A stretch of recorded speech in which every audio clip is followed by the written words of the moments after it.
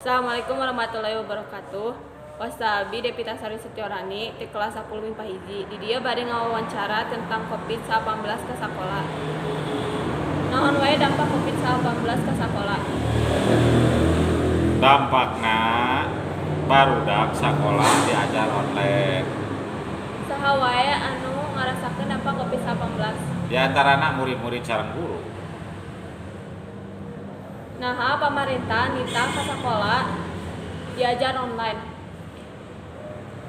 Barudak moal beunang corona, jadi kasus moal nambahan. Iraha barudak sekolah diajar online. Di Maret 2020. Di mana tempat-tempat anu ngagunakeun daring kanggo diajar online. Ya di antarana sakola, tempat les. Kumaha cara pamarentah nanganankeun ieu masalah? 3M.